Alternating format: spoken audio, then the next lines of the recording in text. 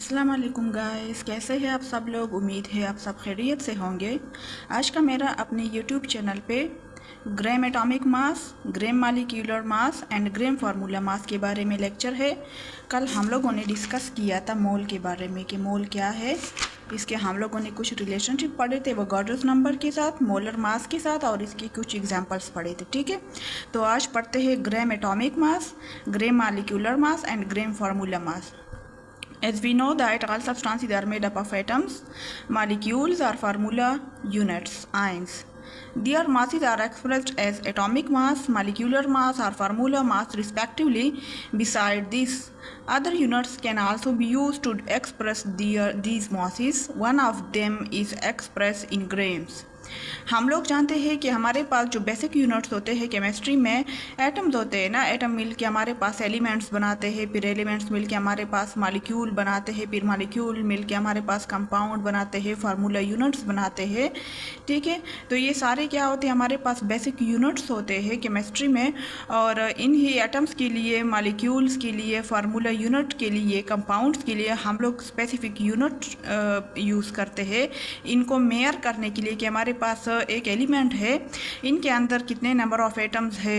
ठीक है, मॉलिक्यूल्स है, मॉलिक्यूल्स के हमारे पास एटॉमिक मास जो है, उन एटॉमिक मास को मेयर करने के लिए कोई ना कोई स्पेसिफिक यूनिट यूज़ करते हैं। तो रिलेटिव एटॉमिक मास वाले टॉपिक में हम लोगों ने डिस्कस किया था कि हम लोग जो है किसी भी एटम की एटॉमिक मास को रिप्रेजेंट करने के लिए या मेयर करने के लिए हम लोग स्पेसिफिक यूनिट यूज़ करते हैं जिसे AMU का नाम दिया गया था। क्या कहते हैं? AMU, atomic mass unit. तो यहाँ पे क्या है इस वाले टॉपिक में, ग्राम एटॉमिक मास वाले टॉपिक में, कि हमारे पास जब हम लोग कोई भी लैब वर्क करना चाहते हैं या कोई भी लैब का अंदर एक्सपेरिमेंट परफॉर्म करना चाहते हैं, तब ये वाला यूनिट जो है atomic mass unit AMU, relative atomic mass वाले टॉपिक को आप लोग सुन ले, वो देख ले, तो आप लोगों को क्लियरली समझ आ जाएगी कि AMU को हम लोगों ने वहाँ पे क्यों यूज़ किया था। ठीक है, तो लैब के अंदर कोई भी एक्सपेरिमेंट परफॉर्म करना चाहे, कोई लैब वर्क करना चाहे, तो वहाँ पे हम लोग जो है AMU यूज़ नहीं कर सकते, क्योंकि ये बहुत ही स्मॉल यूनिट है किसी भी एटम को, किसी भी मॉलिक्यूल को, किसी भी फार्मूला यूनिट को मेयर करने के लिए। ठीक है, अगर हम लोग कहे कि हम लोगों ने क्या करना है, हम लोगों ने कोई भी वाटर मॉलिक्यूल बनाना है, या हमारे पास जो है हम लोगों ने क्या लेना है, कोई भी हाइड्रोजन लेनी है, या कोई भी हमारे पास कार्बन है या ऑक्सीजन है वो लेना है, तो हम लोग उनके इन ही एलिमेंट्स को या इन ही एटम्स को लेने के लिए AMU का यूनिट यूज़ नहीं कर सकती, क्योंकि वो मेरेबल नहीं है, वो हमें कोई स्पेसिफिक वेट नहीं बता रहे, उनका कोई मेयर नहीं होता। तो उनके लिए हम लोगों ने क्या करना होगा, हमने लेना होगा हाइड्रोजन को, ऑक्सीजन को, कार्बन को ग्राम्स में, क्योंकि ग्राम्स में लेने के बाद हमारे पास ये जो हाइड्रोजन है, ऑक्सीजन है, कार्बन है, या कोई भी एलिमेंट हो सकता है, कोई भी मॉलिक्यूल, कोई भी फार्मूला यूनिट हो सकता है, ग्राम्स में लेने के बाद इनका हमारे पास जो मास होता है, वेट होता है, वो मेरेबल हो जाता है, और हम लोग जो है एक्सपेरिमेंट को ईजीली परफॉर्म कर सकते हैं, क्योंकि हमारे पास कोई ना कोई मेरेबल मास होता है किसी भी एटम्स का, मॉलिक्यूल का या फार्मूला यूनिट का। अब कुछ को हम लोग ग्राम एटॉमिक मास क्यों कहते हैं, ग्राम मॉलिक्यूलर मास क्यों कहते हैं, ग्राम फार्मूला मास क्यों कहते हैं। तो पहले हम लोग जब किसी भी एटम की या मॉलिक्यूल की या फार्मूला यूनिट की, फार्मूला मास की रिलेटिव एटॉमिक मास को मेयर करना चाहते थे, तो हम लोग AMU में मेयर करते थे। ठीक है, अब तो हम लोगों ने ग्राम्स में मेयर किया है। ठीक है, और जब ग्राम्स में मेयर करते तो उसे हम मोलर मास कहते हैं, of atomic mass, molar mass of molecular mass, molar mass of formula mass. तो यहाँ पे ये डिफरेंट कैटेगरी इसलिए इनके नेम्स रखे गए हैं, क्योंकि यहाँ पे जो सिंगल एटम की बात होगी तो उसे हम लोग कहेंगे ग्राम एटॉमिक मास, क्योंकि हम लोग जानते हैं कि हमारे पास जो एलिमेंट होता है वो क्या होते हैं, एक ही टाइप के एटम से मिलकर बना हुआ होता है।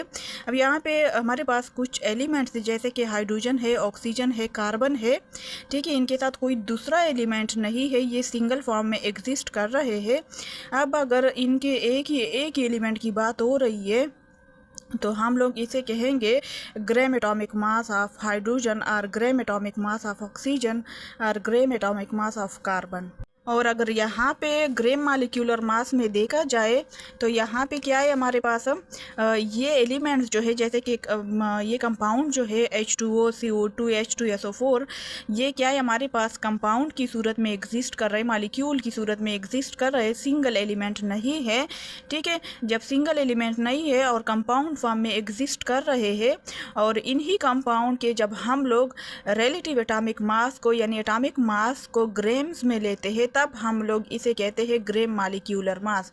अब यहाँ पे अगर फार्मूला मास को देखा जाए, फार्मूला मास तो आप जानते हैं ना कि हमारे पास जब ऐसा कंपाउंड बने जिसके क्या हो, जिसके अंदर आयोनिक बॉन्ड मौजूद हो, तब हम लोग ऐसे कंपाउंड की कहते हैं फार्मूला मास।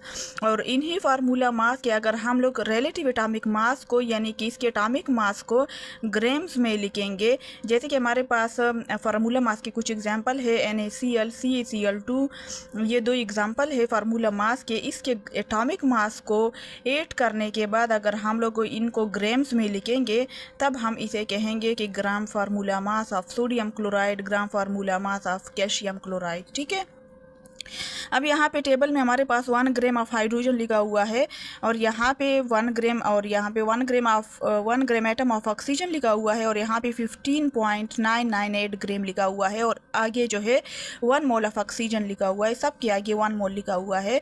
तो ये जो है 1 मोल लिखा हुआ है, और ये 1 ग्राम क्यों लिखा हुआ है, तो ये वाला यहाँ पे ये जो लिखा हुआ है ग्राम्स, तो एवोगाड्रो नंबर के लेक्चर में हम लोगों ने डिस्कस किया था कि 1 ग्राम जो होता है हमारे पास तकरीबन 6.023 × 10⁻23 पार्टिकल्स की इक्वल आता है। ठीक है, तब हमारे पास जो किसी भी एलिमेंट का जो नंबरिंग होती है, या किसी भी एलिमेंट के अंदर जो नंबर ऑफ पार्टिकल्स होते हैं, वो एक स्पेसिफिक रिएक्शन को परफॉर्म कर रहे होते हैं। लेकिन अगर 6.023 × 10⁻23 से पार्टिकल्स कम होंगे, तब हमारे पास जो है वो लैब के अंदर वो वाले एलिमेंट्स जो होते हैं कोई भी रिएक्शन परफॉर्म नहीं कर पाते, क्योंकि उनका हमारे पास जो मास होता है वो मेरेबल नहीं होता। लेकिन जब उनका मास 6.023 × 10⁻23 पार्टिकल्स के इक्वल आ जाता है, तब वो 1 ग्राम के इक्वल आ जाता है।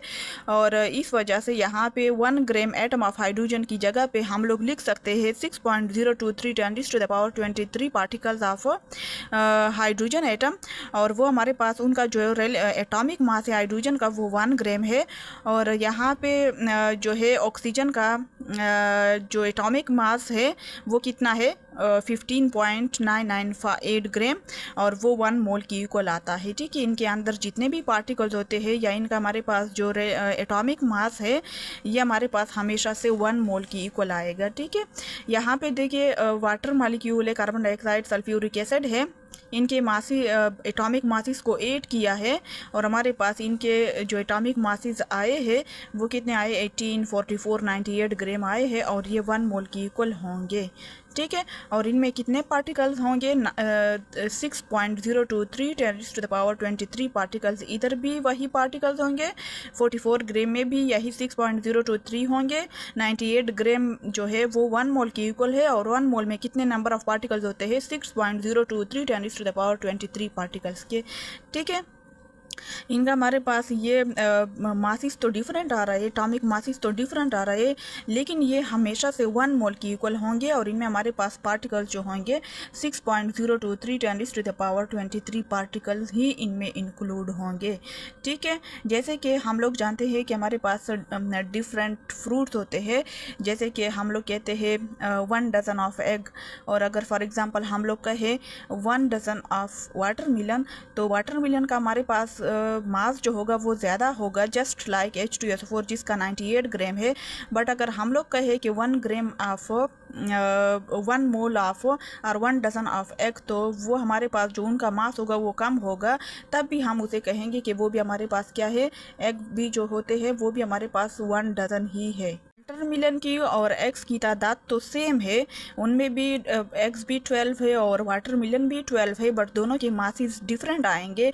बिल्कुल इसी तरह यहाँ पे हमारे पास ये जो 18 ग्राम है, 44 ग्राम है, 98 ग्राम है, 58 ग्राम है, 111 ग्राम है, इनके मासिस तो डिफरेंट आ रहे हैं ग्राम्स में, लेकिन ये हमेशा से 1 मोल की इक्वल आएंगे। जैसे कि हम लोग 1 डजन के अंदर कितने लिखते हैं 12 यूनिट्स ही लिखते हैं, बिल्कुल इसी तरह, ठीक है।